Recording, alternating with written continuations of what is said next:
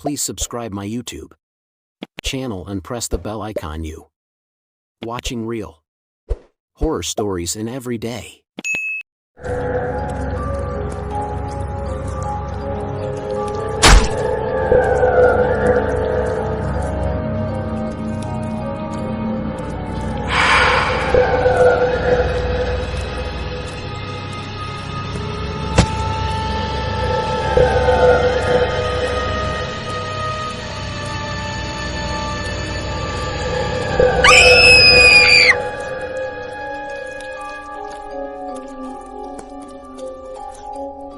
नहीं है सर, छलावा है।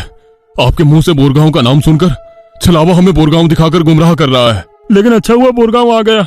मुझे लगता है कि हमें यहाँ पर सुरक्षित जगह ढूंढकर छिप जाना चाहिए। और सुशील सर के घर से ज्यादा सुरक्षित किसका घर हो सकता है?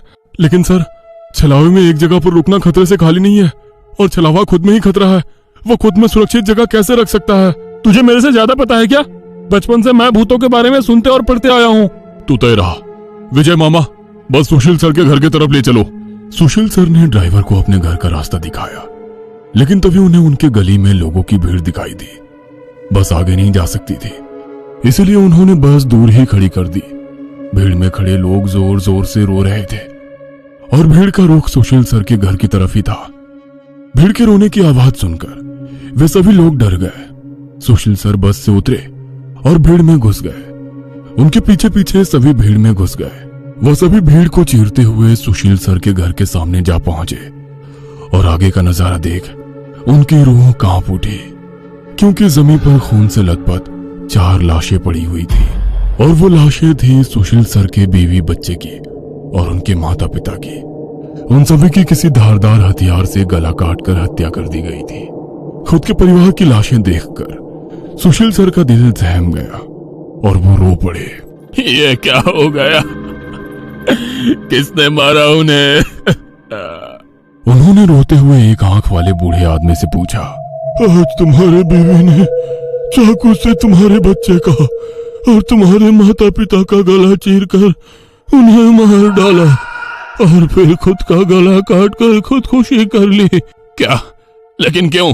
उसने ऐसा क्यों किया? अरे तुमने ही उसे ऐसा करने पर मजबूर किया होगा, वरना वो तो बहुत ही समझदार और नेक दिल इंसान थी।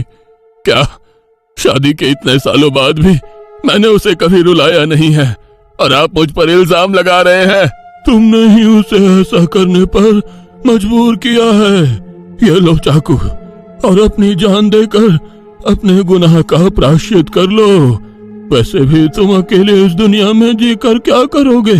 खुद की जान दे दो, वरना उनकी आत्मा को कभी शांति नहीं मिलेगी। न जाने सुशील सर को क्या हुआ, वो उस आदमी की बातों में आ गए। ऐसा लग रहा था कि वो उसकी बातों से वश में आ गए थे। उन्होंने वो चाकू अपने हाथ में लिया और रोते हुए बोले, हाँ हाँ, मैं प्रायश्चित करूंगा, मैं अपनी जान दूंगा। वैसे पास खड़े ड्राइवर ने उन्हें रोका। अरे सर, ये आप क्या कर रहे हो? ये सब छलावा है। आपका परिवार नहीं है, आपका परिवार घर पर सुरक्षित है। तभी एक आंख वाला आदमी बोला, तूने अगर एक लफ्ज भी आगे कहा तो तुम्हें पकड़कर गांव के बीचों बीच सूली पे चढ़वा देंगे। ये सुनकर ड्राइवर डर गया और चुप बैठ गया। सुशील सर ने जमीन पर बैठकर चाकू की धार अपने गले पर रखी। सर, ऐसा मत करिए, ये सब कुछ छलावा है, इसके चंगुल में मत फंसिए सर। लेकिन फिर भी सर होश में नहीं आ रहे थे, इसीलिए प्यून ने गुस्से में आकर उनको चांटा मारा। तब जाकर वो होश में आ गए और उन्होंने चाकू नीचे फेंक दिया। ये देख एक आंख वाला आदमी गुस्सा हो गया। भाइयों, इन लोगों को भीड़ से बाहर निकाल दो, इन्हें हम बाद में देखेंगे, पहले इस सुशील के बच्चे को पकड़ लो। ये सुनकर भीड़ में खड़े लोगों ने सभी को भीड़ से बाहर कर दिया। श्रीकांत, विकास सर, प्यून और ड्राइवर भीड़ के अंदर घुसने की कोशिश कर रहे थे, लेकिन अंदर घुस नहीं पा रहे थे। सुशील सर के हाथ पैर बांधकर उन्हें जमीन पर बिठाया गया। सुशील सर अपनी जान की भीख मांग रहे थे। मुझे कोई बचाओ, विकास सर, पांडु मामा, मुझे प्लीज बचाओ, मुझे बचाओ, वो चिल्ला रहे थे कि तभी एक आंख वाले आदमी ने चाकू से सुशील सर का गला काटा और उनका सर धड़ से अलग कर दिया। उसने उनका सर हाथ में पकड़ा और भीड़ के बाहर हवा में फेंक दिया। वो सीधे श्रीकांत और श्याम के सामने आ गिरा। वो दोनों चीखे। तब एक आंख वाला आदमी बोला, भाइयों, इन शहरी लोगों ने सुशील को बचाने की जरूरत की है, उन्हें भी पकड़कर उनका गला काट दो। वैसे भीड़ में खड़े लोग इन सब लोगों की तरफ मुड़े।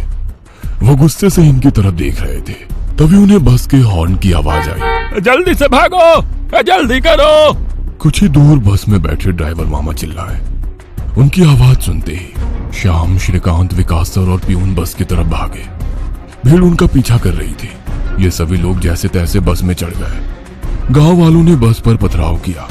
बस के कांच टूटकर बच्चों के शरीर में उसके टुकड़े घुस गए, लेकिन उसमें से कोई भी नींद से जागा नहीं था, क्योंकि वो सब छलावे के प्रभाव से मोहित होकर सो गए थे। श्याम, विकास सर और श्रीकांत के शरीर में भी कांच के टुकड़े घुस गए थे। कुछ लोग बस के सामने खड़े होकर रोड से बस को तोड़ रहे थे कि तभी ड्राइवर ने उन पर बस चढ़ा दी और बस वहां से चल पड़ी। जैसे तैसे बस गांव से बाहर आ गई। हर कोई अपने शरीर से कांच के टुकड़े निकालने में लगा हुआ था।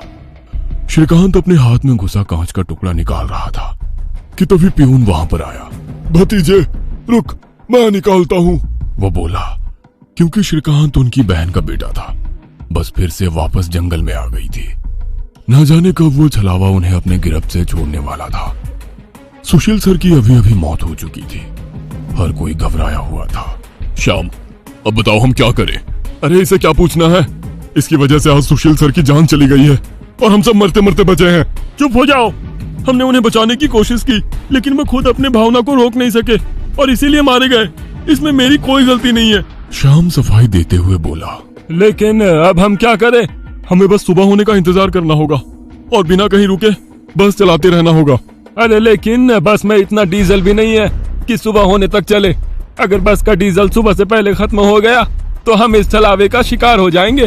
हाँ, ये भी है। ये छलावा तो मेरे सोच से ज्यादा ताकतवर निकला। आज अमावस्या है, शायद ये अमावस छलावा है। बुआ कहती थी कि छलावे के बहुत से प्रकार हैं, जिससे सबसे खतरनाक अमावस छलावा होता है। ये सिर्फ और सिर्फ अमावस की रात शिकार करने के लिए बाहर निकलता है। इसे अकेले 2 या 3 लोगों की शिकार करना पसंद नहीं है। जहाँ पर यात्री बहुत सारी संख्या में होते हैं, बस उन्हीं पर यह छलावा हावी हो जाता है। वो सबसे पहले सबसे ज्यादा कमजोर और सफर में थके हुए इंसान को ढूंढता है, उन्हें डर दिखाता है और जब उसकी डर से मौत हो जाती है तो उसके शरीर पर कब्जा करता है और बाकी यात्रियों के बीच में रहकर उन्हें गुमराह करता है। उन्हीं छलावे में बस घूमता रहता है और जब सभी यात्री थक जाते हैं तब उनका शिकार करता है। और मेरे हिसाब से हम जिस छलावे के चंगुल में फंसे हैं वो अमावस छलावा ही है और वो अभी हमारे बीच में ही है। श्याम डरावनी आवाज में बोला। यह सुनकर सभी के होश उड़ गए थे।